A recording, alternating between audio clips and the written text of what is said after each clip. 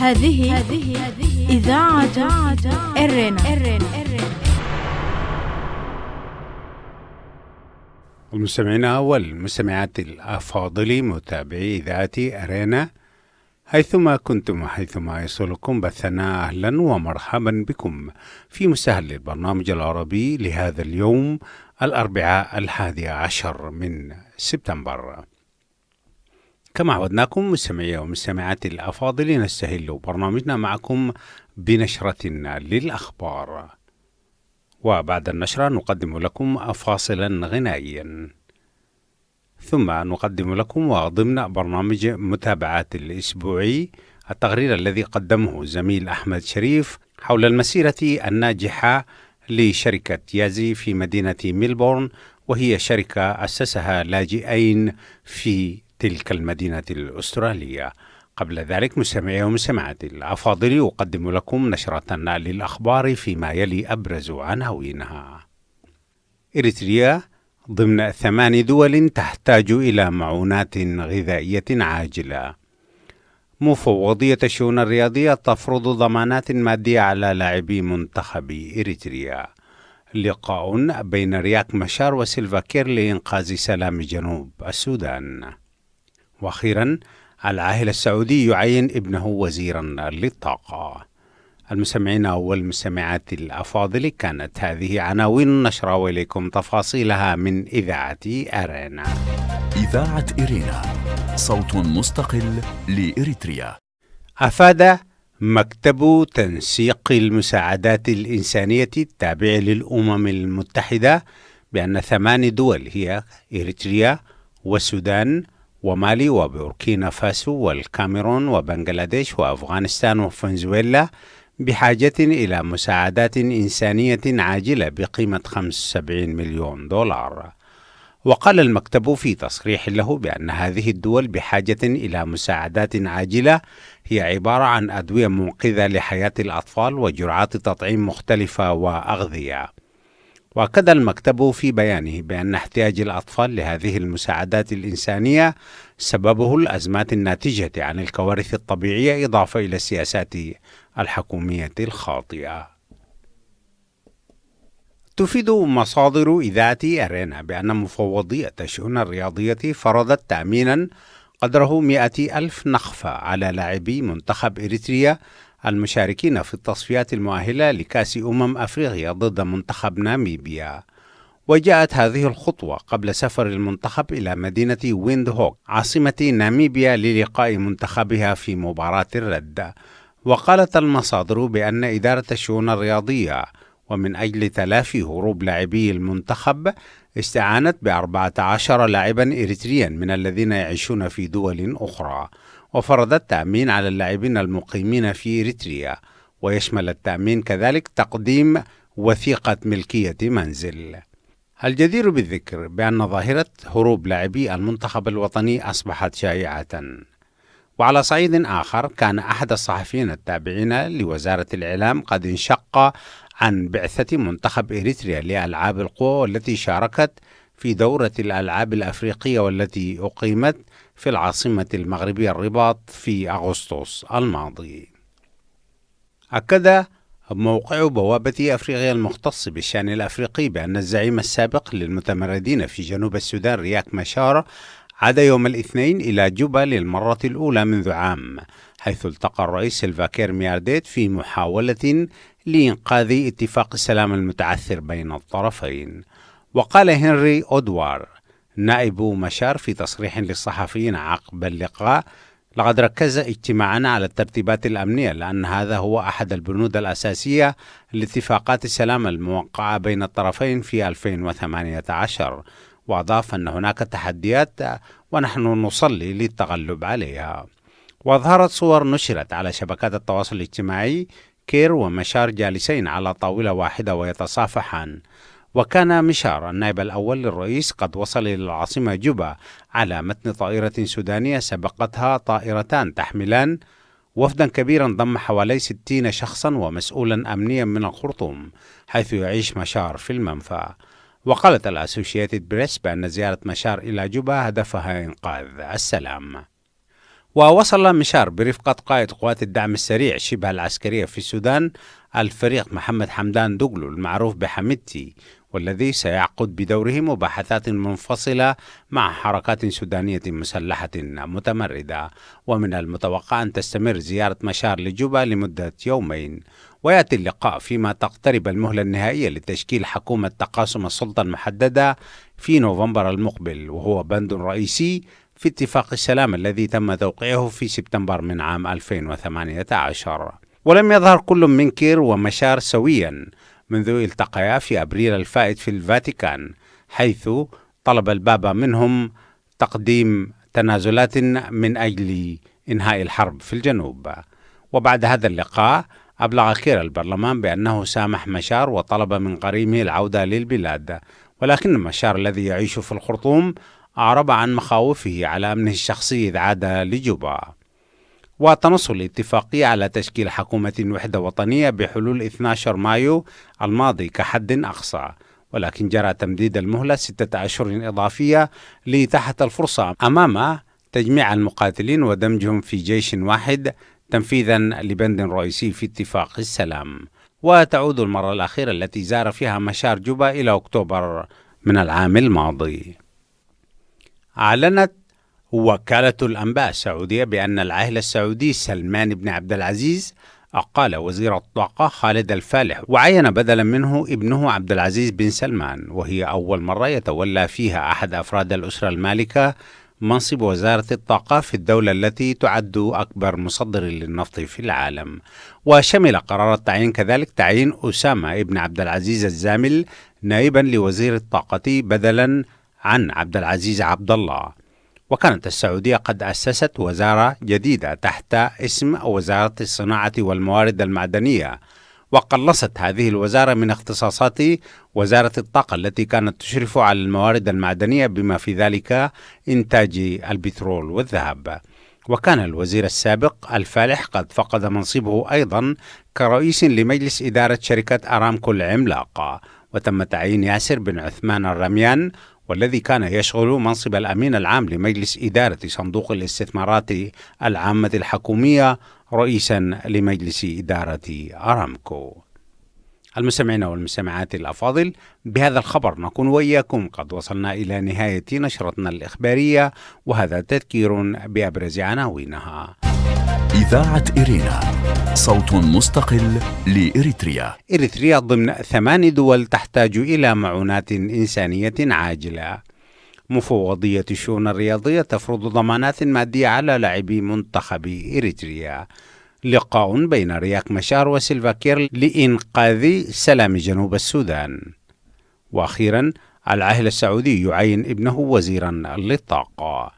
كانت هذه مستمعي ومستمعات الأفاضل نشرة الأخبار قدمناها لكم من إذاعة إرينا. متابعة طيبة أرجوها لكم مع ما تبقى من فقرات برنامجنا.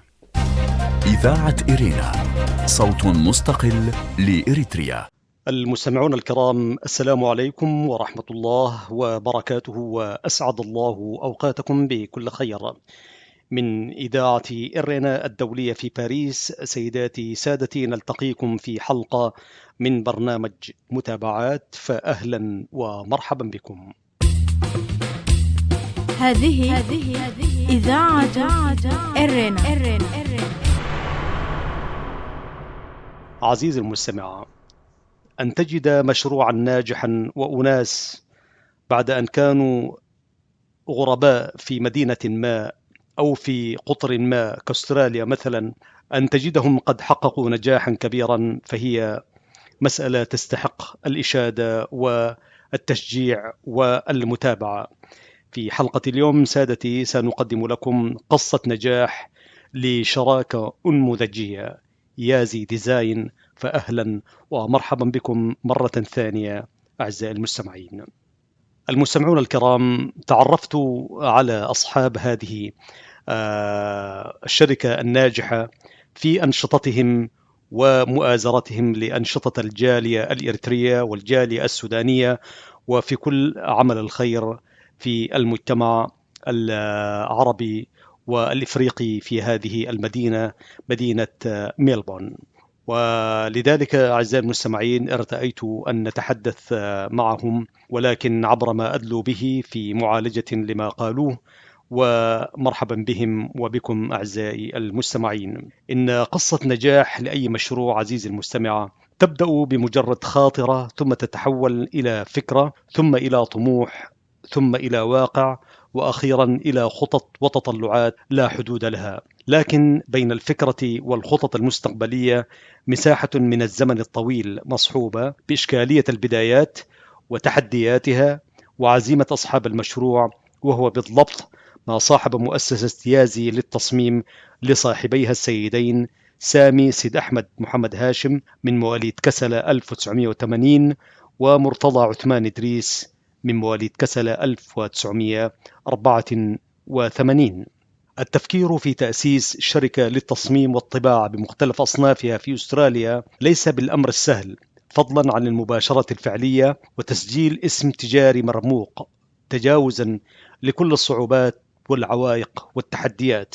ليس هذا فحسب عزيزي المستمع، بل تطورت الفكرة المتواضعة لتشمل تصميم مواقع إلكترونية بأحدث التقنيات، وأيضا تصميم لوحات داخلية وخارجية للسيارات، وطباعة كتب وبطاقات تجارية ومجلات وجرائد، إلى جانب وجود مشاريع وخطط مستقبلية هائلة. رحلة يازي ديزاين هي رحلة محفوفة بالصبر والمثابرة، لا يعرفان الاستسلام أبدا.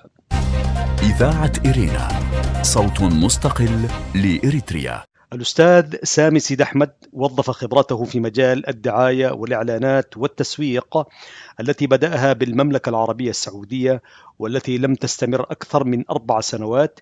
سبقتها دراسته الجامعية في كمبيوتر ساينس، ومن ثم دبلوم في البرمجيات. تلاقت تلك الخبرة مع دراسة الأستاذ مرتضى عثمان الجامعية في كمبيوتر بيزنس ودبلوم في النتوركينج، إلا أن كلمة السر في نجاح المشروع كانت وراءه وأمامه عزيمة امرأة قوية طموحة ستأتي مشرئبة في سياق القصة التجارية الناجحة التي تسعد بها إذاعة إرينا باستعراضها. عزيزي المستمع، خلال أقل من 10 أعوام هي عمر المشروع، استطاع المؤسسون تسجيل اسمهم التجاري في الوسط الأسترالي، بل وتقلدوا جوائز عديدة في مجال إنتاج تصميم المواقع والإعلانات التجارية والمكتبية الحديثة. باشروا عملهم في ورشة مقتطعة من غرفة منزل أسرة حديثة متواضعة الدخل آنذاك، بروح زوجة ضحت بكل أصناف الراحة والبهرجة المنزلية، بل قدمت دعمها المعنوي اللامحدود بعد أن قبلت أن يتحول منزلها إلى ورشة عمل ليلا، حيث كان كل من السيدين سامي ومرتضى يلتقيان بعد انتهاء دوام كل منهما في عمله ليباشرا العمل من الساعة 6 مساء وحتى 1 أو 2 صباحا. استمرا على هذا الحال لمدة 2 عام دون توقف أو شعور بالملل، علما بأن العائدات أي عائد العمل المضني القليل جدا كان يقسم بالتساوي بينهما. أول عمل تم إنجازه في المؤسسة كما يقولان كان عبارة عن ملصقات ومنشورات خاصة بالجالية السودانية في مدينة ميلبورن. في معرض حديثه السيد سامي أشار: إضافة إلى ما ذكر، فإن من أسرار النجاح هو أننا وضعنا هدفا أساسيا تمثل في الجودة ثم الجودة في المنتج مهما كانت التحديات ومنافسة السوق الموازي لمنتجاتنا المتواضعة آنذاك. وشيئا فشيئا عزيزي المستمع، استطعنا كما يقول اليوم أن نقف على أرضية صلبة سواء في الجودة أو الأسعار. وأضاف: إذا لم نكن بمستوى التحدي لما وصلنا إلى ما وصلنا إليه من اسم تجاري مرموق، بفضل الله أولا، ومن ثم بفضل العزيمة والإصرار على النجاح من قبل الجميع. هذه إذاعة إرينا. المستمع الكريم، لم يتم اختيار اسم يازي ديزاين للمؤسسة عشوائيا، بل كان تيمنا باسم حرم السيد سامي السيدة ياسين عثمان إدريس من ناحية، واعترافا أيضا بدورها الكبير في إنجاح الفكرة بتقديمها كل أنواع التنازلات التي لا تقبل بها كل النساء من ناحية أخرى، إذ يكفي قبولها أن يتحول منزلها إلى ورشة عمل ليلي للمدة المذكورة. فكان الاسم تكريما لدورها وتأكيدا على مكانتها في صلب المؤسسة ونجاحاتها الكبيرة. مركز المؤسسة عزيزي المستمع يوجد في مدينة ميلبورن، بالإضافة إلى وجود فروع أخرى لها في المدينة أيضا. تتطلع المؤسسة إلى مواكبة كل ما هو جديد سواء في البرمجيات أو في خام الإنتاج. ومن الأهمية بمكان توضيح أن من أسباب النجاح هو اختيار الشريك المناسب، وهو ما أشار إليه أصحاب المؤسسة. أيضا كانت لها خلفياتها سواء في النشأة أو التخصص العلمي لكليهما، ولم تسبق تجربتهما تجربة مماثلة لقادمين من إفريقيا إلى أستراليا على وجه التحديد إلا تجربة لأحد الصوماليين الذي كان متخصصا في إنتاج عمل معين في مجال التصميم، بخلاف أن مؤسسة يازي للتصميم المتعددة الإنتاج كما تمت الإشارة إليه، حيث تلبي كل احتياجات العملاء. إضافة إلى ذلك فإن المؤسسة لديها الإمكانية الفنية للتعامل حاليا مع كل اللغات التي يختارها العملاء وأصحاب الإعلانات المختلفة، ذلك نظرا لأن المجتمع الذي تعمل في وسطه المؤسسة هو مجتمع متعدد اللغات والثقافات. ومن هنا جاءت فكرة توظيف متخصص في تصميم الإعلانات من أصول باكستانية. بالتالي فإن عملاء المؤسسة اليوم يشمل الجاليات العربية والإفريقية والباكستانية والأفغانية والهندية، بالإضافة إلى الجاليات التي أشرنا إليها من الجاليات العربية والإفريقية. ومن بين الأمور عزيزي المستمع التي تحدثوا عنها أن بعض العملاء يفضلون الجودة العالية، في الوقت ذاته أنهم ليسوا على استعداد لدفع قيمة الجودة، لكنهم في المؤسسة يحاولون دوما كسب رضا العملاء. كذلك مسألة الوقت أيضا هي من بين المسائل التي لا يضعها العملاء في الاعتبار، حيث يستعجلون في استلام طلباتهم في غضون ساعات، وهي مسألة في غاية الصعوبة. المنافسة الشديدة بين شركات الإنتاج المماثلة هي الأخرى تجد بالمؤسسة الاهتمام، فهي تحفزهم لمزيد من الإجادة والتطوير. مؤسسة يازي للتصميم تمتلك حاليا 12 ماكينة شاملة للطباعة واللمسات الأخيرة من العملية الطويلة والمتنوعة التي تحتاج إلى صبر وإبداع. المؤسسة عزيزي المستمع كثيرا ما تتعاطف مع الإعلانات والبوسترات الخاصة بالمناسبات الوطنية للجاليات العربية والإفريقية والإسلامية، سواء من حيث الأسعار أو الإنجاز في وقت تحدده الجاليات. والسبب كما هو معلوم أنهم ينظرون إلى المسألة في بعديها الإنساني والوطني، بالتالي فهي على استعداد تام للتعاون والمساعدة قدر المستطاع في هكذا عمل نبيل وسامي. لمؤسسة يازي للتصميم تطلعات مستقبلية كبيرة تتمثل في تطوير المنتج أكثر، بحيث يواكب آخر ما وصلت إليه شركات التصميم العالمية، كذلك افتتاح محل أكبر حتى تكون كل فروع العمل في مكان واحد، وذلك كسبا للزمن والإجادة أكثر. أيضا كما ورد في حديث أصحاب المؤسسة لديهم فكرة لتطوير التواصل مع العملاء عبر التواصل الرقمي المباشر، مع الاحتفاظ بحقوق الملكية الكاملة سواء للشركة أو المنتج. في خضم هذا النجاح عزيزي المستمع بالطبع هناك مواقف لا تنسى، خاصة في البدايات حكاها ملاك مؤسسة يازي للتصميم، منها أن اللوحة الواحدة في السابق كان يستغرق إنجازها 3 أيام، اليوم ينجزونها في غضون نصف ساعة لا غير، بالطبع مع تطور الإمكانات الفنية والخبرة أيضا. كذلك أن لوحة ما استغرق تنفيذها أياما عديدة، وبعد أن تم الفراغ من إنجازها وتم تركيبها في المحل، فإذا باللوحة تظهر عليها بقع ونتوءات كما لو أنها قد أصيبت بالبرجم كما يقولون، وهو مرض يصيب الأطفال كما نعلم عزيزي المستمع. وطفحت حبيبات على الجسم كله، أي اللوحة. أيضا لوحة أخرى عملوا فيها حوالي 3 أسابيع، وقطعوا مشوار 2.5 ساعة، وعندما قاموا بتركيبها فإذا باللوحة عزيزي المستمع تنكسر إلى نصفين. في ختام اللقاء قدم ملاك مؤسسة يازي للتصميم نصائح وإرشادات لكل من يرغب في مباشرة أي عمل تجاري سواء في مجال التصميم أو غيره، وهو التحلي بالصبر، إذ إن الخبرة لا تأتي من فراغ، بل هي محصلة عمل مضني وصبر متواصل. إن تمارين الحياة تأتي بالممارسة وليس بالدراسة والتحصيل الأكاديمي لوحده. ربط التحصيل الأكاديمي مع الممارسة والمباشرة هما صمام الأمان لأي نجاح، وتجربتنا كما قالوا كفيلة بالاقتداء، حيث سخرنا كما قالوا في حديثهم كل جهدنا وما نملك من مال. بدأنا العمل في المنزل، خسرنا الكثير وتعثرنا كثيرا، ولكننا في نهاية المطاف حققنا هدفنا من العمل، وهو النجاح من خلال افتتاح أكثر من موقع. التهيب من الوقوع في خطأ بذاته يمثل معطلا خطيرا لأي تطور، والعكس صحيح، فكلما وقع الممارس في الخطأ كلما قلل من تكرار الوقوع في الخطأ ذاته مرة أخرى. وهذا ما ظللنا نقدمه من نصائح لإخوتنا الخريجين، سواء كان من الإريتريين أو السودانيين أو الأفارقة والعرب عموما.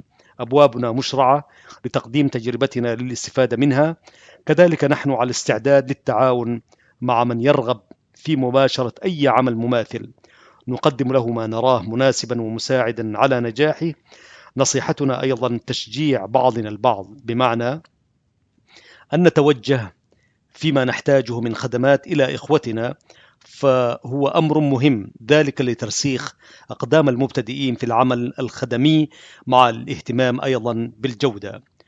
مؤسسة يازي للتصميم عزيزي المستمع تحصلت على جوائز كبرى داخل مدينة ميلبورن وخارجها، شاركت أيضا في مهرجانات وكرنفالات تقيمها الحكومة الولائية أو الفيدرالية في أستراليا، ولها عظيم الشرف في تصميم وطباعة أعلام جميع الدول الإفريقية والعربية والإسلامية المعلقة في منطقة فوسكري، وتعاونها قائم مع مؤسسة TIV. وتقدمت مؤسسة يازي للتصميم بشكرها لإذاعة إيرينا الدولية، مؤكدة أن الإذاعة دوما تتابع أنشطة الجاليات الإريترية والسودانية والجاليات الإفريقية، وهو جزء لا يتجزأ من مهامها، وأثنوا على ما يقدمونه أو أعلنوا عن رضاهم لما يقدمونه من تشجيع ووقوف مع الجالية الإريترية على وجه التحديد، والسودانية كذلك في أنشطتها البرامجية سواء بالأيام الوطنية أو المناسبات الدينية وغيرها. نحن عزيزي المستمع في إذاعة إيرينا الدولية من باريس تشرفنا أن نستعرض تاريخ وإنجازات وتحديات ورؤى مؤسسة يازي للتصميم، مع الشكر الجزيل للأخ سامي والأخ مرتضى. شكرا لكم أعزائي المستمعين، وحتى جديد الملتقى. هذا أحمد شريف يحييكم برفقة الزملاء فتحي عثمان وبنيام سمعون، وحتى نقدم لكم سادتي إنجازا ونجاحا آخر. تقبلوا تحياتنا جميعا، والسلام عليكم ورحمة الله وبركاته. إذاعة إيرينا، صوت مستقل لإريتريا. المستمعين والمستمعات الأفاضل، أهلا وسهلا بكم مجددا. وقبل ختام فقرات برنامجنا أقدم لكم موجزا لأهم ما ورد في صدر نشرتنا الإخبارية لهذا اليوم. إريتريا ضمن 8 دول تحتاج إلى معونات عاجلة. أفاد مكتب تنسيق المساعدات الإنسانية التابع للأمم المتحدة بأن 8 دول هي إريتريا والسودان ومالي وبوركينا فاسو والكاميرون وبنغلاديش وأفغانستان وفنزويلا بحاجة إلى مساعدات إنسانية عاجلة بقيمة 75 مليون دولار. مفوضية الشؤون الرياضية تفرض ضمانات مادية على لاعبي منتخب إريتريا. تفيد مصادر إذاعة إيرينا بأن مفوضية الشؤون الرياضية فرضت تأمينا قدره 100,000 نقفة على لاعبي منتخب إريتريا المشارك في التصفيات المؤهلة لكأس أفريقيا ضد منتخب ناميبيا. وجاءت هذه الخطوة قبل سفر المنتخب إلى مدينة ويندهوك عاصمة ناميبيا للقاء منتخبها في مباراة الرد. لقاء بين رياك مشار وسيلفا كير لإنقاذ سلام جنوب السودان. أكد موقع بوابة أفريقيا المختص بالشأن الأفريقي بأن الزعيم السابق للمتمردين في جنوب السودان رياك مشار عاد يوم الاثنين الماضي إلى جوبا للمرة الأولى منذ عام، حيث التقى الرئيس سيلفا كير ميارديت في محاولة لإنقاذ اتفاق السلام المتعثر بين الطرفين. أخيرا، العاهل السعودي يعين ابنه وزيرا للطاقة. أعلنت وكالة الأنباء السعودية بأن العائلة السعودي سلمان بن عبد العزيز أقال وزير الطاقة خالد الفالح وعين بدلا عنه ابنه عبد العزيز بن سلمان، وهي أول مرة يتولى فيها أحد أفراد الأسرة المالكة منصب وزارة الطاقة في الدولة التي تعد أكبر مصدر للنفط في العالم.